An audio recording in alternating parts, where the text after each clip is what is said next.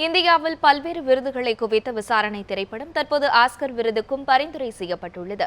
இந்நிலையில் அந்த திரைப்படத்தின் மூலக்கதை ஆசிரியரான கோவையைச் சேர்ந்த ஆட்டோ ஓட்டுநர் சந்திரகுமாருடன் நமது செய்தியாளர் ஷெல்லி நடத்திய கலந்துரையாடலை தற்போது பார்க்கலாம். வெற்றிமாறனின் விசாரணை படமானது ஆஸ்கர் விருதுக்கு தேர்வு செய்யப்பட்டிருக்கிறது. தமிழக மக்களிடையே பெரும் மகிழ்ச்சியை ஏற்படுத்தி இருக்கிறது.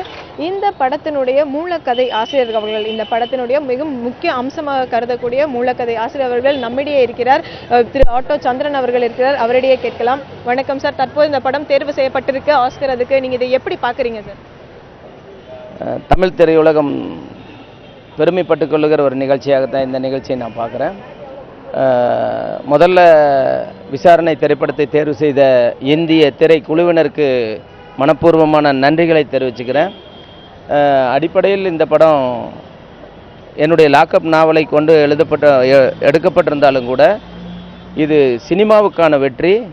இதை சாதித்தவர் வெற்றிமாறன். அதனால் எல்லா பெருமையும் வெற்றிமாறனுக்கும், இந்த படத்தை தயாரிப்பதற்காக முன் வந்திருந்த மிகச்சிறந்த நடிகரும் தயாரிப்பாளருமான தனுஷாருக்கும், அந்த படத்தில் இதுவரைக்கும் நடிச்சிருந்த கலைஞர்கள், தொழில்நுட்ப கலைஞர்கள், அதனுடைய தொழில்நுட்பவாதிகள், எல்லா தொழிலாளர்கள், கலை தொழிலாளர்கள் எல்லாருக்கும் இந்த பெருமை பங்கு இருக்குது. அவங்களுக்கெல்லாம் நான் நன்றி சொல்கிறேன். ஏன்னா நான் எழுதின லாக்அப் என்கிற நூல் தமிழ் நூல். அது தமிழ் சமூகத்தில் படிக்க தெரிந்தவர்கள் மத்தியில் மட்டும்தான் போயிருக்கும். ஆனால் அதை தாண்டி ஒரு வெகுஜன ஊடகமாக தமிழ் சினிமாவுக்குள்ளே வந்து அது இந்தியா முழுவதும் இருக்கக்கூடிய 1 கோடிக்கும் மேற்பட்ட மக்களை ஆகர்ஷணம் செய்து, அதிலும் குறிப்பாக தமிழகத்தில் 80 லட்சம் இளைஞர்களை அது ஈர்த்து ஒரு குறிப்பிடத்தக்க வர்த்தக சினிமாவாக வெற்றியடைஞ்சு அது சர்வதேசிய விருதுகளை பெற்றிருக்குது. அது 4 சர்வதேசிய விருதுகளை பெற்றது. இந்திய அரசினுடைய தேசிய விருதுகளில் 3 பெற்றிருக்கிறது. அப்படி ஆகச்சிறந்த கலைப்படைப்பை படைத்த திரு வெற்றிமாறன் அவர்களுக்கு தான் இந்த எல்லா பெருமைகளும் சாரும். இந்த நியூஸ் 7 சேனல் மூலமாக என்னுடைய மனப்பூர்வமான நன்றியை தமிழ் திரையுலகத்திற்கும், தமிழ் விசாரணை திரைப்பட குழுவினருக்கும், இந்திய திரைக்குழுவுக்கும் நான் தெரிவிச்சுக்கிறேன். தற்போது இந்த படம் தேர்வு செய்யப்பட்டிருக்கு. இதுக்கு என்ன மையமாக கொண்டு இந்த படம் தேர்வு செய்யப்பட்டிருக்குன்னு நினைக்கிறீங்க? எது சிறப்பம்சமாக நீங்கள் கருதுறீங்க சார்? விசாரணை திரைப்படத்தினுடைய மிக முக்கியமான அம்சமாக கருதுவது என்னென்னா, லாக்அப் என்ற அந்த வாசகம், அதாவது கஸ்டடி என்ன தமிழில் சொல்லுவாங்க, அது பொதுவாக பொதுஜனங்களுக்கு தெரியாத ஒரு இடம். ஏன்னா அது இருளடைந்த பகுதி, காவல் நிலையத்தின் பின்பக்கத்தில் இருக்கக்கூடிய பகுதி. அதுக்குள்ளே கொண்டு போக அழைத்து செல்லப்படுகிற மனிதர்கள் குறித்தான ஆவணங்கள் இருக்காது. ஏன்னா அவங்கள எல்லாம் விசாரித்து முடித்த பிறகு தான் ஆவணப்படுத்துவாங்க. அப்போ தான் வெளி உலகத்துக்கு அவங்க அறிவிப்பாங்க. அப்படி அறிவிக்காமலே உள்ளுக்குள்ளே எத்தனையோ பேர் காணாமல் போனவர்கள் உண்டு, மரணம் அடைந்தவர்கள் உண்டு. நேற்று கூட தமிழ் சமூகத்தினுடைய காவல்துறை காவல் நிலையத்தில் ஒரு லாக்அப் மரணம் நிகழ்ந்திருக்கு.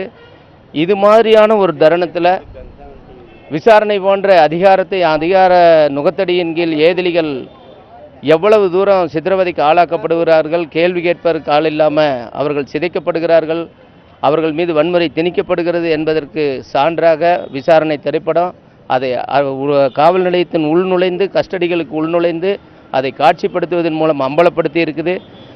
அது நேற்றைக்கு நடந்த அந்த லாக்அப் மரணத்துக்கு எதிரான போராகவும், இதுவரைக்கும் நடந்த லாக்அப் மரணங்களுக்கும் சித்திரவதைகளுக்கும் எதிரான போர்க்குரலாகவும், உலகம் முழுவதும் இருக்கக்கூடிய அதிகாரத்தின் கீழ் நசுக்கப்படுகிற சாதாரண மக்களுடைய அவலக்குரலாகவும் அந்த திரைப்படம் இருக்குது. அது ஆஸ்கார் அவார்டுக்கு தேர்வு செய்யப்பட்டிருக்கிறதன் மூலம் இயல்பிலேயே கலைஞர்கள் மனசாட்சி உள்ளவர்கள், இயல்பிலேயே கலை முற்போக்குத்தன்மை கொண்டது, அந்த அம்சங்களை உள்ளடக்கிய விசாரணை திரைப்படத்தை இந்திய திரைக்குழு தேர்ந்தெடுக்கிறது என்பது திரைக்கலை இலக்கியத்தின் வழியாக மனித உரிமைகளுக்கான போர் முழக்கம் தொடர்ந்து முழங்கப்பட்டிருக்கிறது என்பதாக இந்த ஆஸ்கார் விருது தேர்வினை நான் கருதுகிறேன்.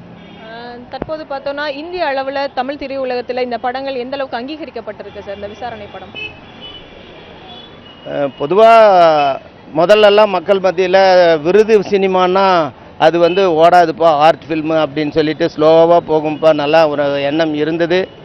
ஆனால் அதையெல்லாம் தாண்டி விசாரணை வெற்றிகரமான வர்த்தக அடிப்படையிலும் கூட ஒரு வெற்றிகரமான சினிமாவாக திரைப்படம் மிகச்சிறப்பாக ஓடி இருக்கு. அது தமிழகத்தில் மட்டுமில்லாமல் மொழி தெரியாத இந்த பரந்த இந்திய நிலப்பரப்பு மட்டுமில்லாமல் 120 நாடுகளில் முதலில் திரையிடப்பட்டிருக்கிற இந்திய தமிழ் திரையுலகினுடைய முதல் சினிமா, ஒரே சினிமா விசாரணை. அந்த அளவில் அது ரசிகர்களாலும் அறிவுஜீவிகளாலும் மனித உரிமை போராளிகளாலும் இளைஞர்களாலும் அது அங்கீகரிக்கப்பட்டிருக்கிறது. மொழி கடந்து இந்த படம் வெற்றியடையும் என்பதைத்தான் காட்சி மூலமாக காட்சிப்படுத்துதலின் மூலமாக சாதிச்சிருக்கிறார் வெற்றிமாறன். அந்த படத்தினுடைய டயலாக்ஸ் பூரா கட் பண்ணிவிட்டு சவுண்டை நீங்கள் லாக் பண்ணிவிட்டு அப்புறமா படம் பார்த்தீங்கன்னாலும் அந்த படத்தின் அந்த படத்தினுடைய அந்த என்ன கதையை அந்த படத்துக்குள்ளே நிகழுது என்பதை உங்களால் புரிஞ்சிக்க முடியும். அப்படிப்பட்ட சிறந்த கலை மேதமையுள்ளவர் இயக்குனர் வெற்றிமாறன். அப்படிப்பட்ட இயக்குனர் வெற்றிமாறனுக்கு இந்த படத்தை கொண்டு போய் சேர்த்துன என்னுடைய நண்பன் ஞானி அவர் போன்றவர்களை இங்கே நான் நினைவு கூற கடமைப்பட்டிருக்கிறேன். விசாரணை திரைப்படத்தினுடைய மிக முக்கியமான விஷயம் என்னென்னா, இதுவரைக்கும் நீங்கள் பார்த்த எல்லா சினிமாவும் கண்களாலும் காதுகளாலும் தான் நீங்கள் இதுவரைக்கும் சினிமா பார்த்துருப்பீங்க. ஆனால் முதல் முறையாக முதுகுத்தண்டு வழியாக ஒரு திரைப்படத்தை பார்க்கும் அனுபவம் உங்களுக்கு கிடைக்கும்னா அது விசாரணையின் மூலம்தான். அதை சாதித்தவர்கள் அந்த கலைஞர்கள், அந்த இயக்குனர் வெற்றிமாறன், இவங்க அத்தனை பேருக்கும் இந்த வெற்றியில் பங்குண்டு. தற்போது பார்த்தோன்னா இந்த கதையினுடைய மூளைக்கதை ஆசிரியரோட நம்ம பேசியிருக்கோம். குறிப்பாக பார்த்தோன்னா ஒரு சாதாரண ஆட்டோ ஓட்டுநரின் நாவலானது இன்று உலக அளவுக்கு எடுத்து செல்லப்பட்டது வெற்றிமாறனின் இயக்கத்தின் காரணமாக என்று இவர் குறிப்பிட்ட பொழுதும் இந்த குழுவில் பணியாற்றிய அனைவருக்கும் இந்த வெற்றியும் பாராட்டுகளும் கொண்டு சேர்க்கப்படும் என்பது குறிப்பிடத்தக்கது. ஒளிப்பதிவாளர் ரமேஷுடன் ஷர்லி, நியூஸ் 7 தமிழ், கோவை.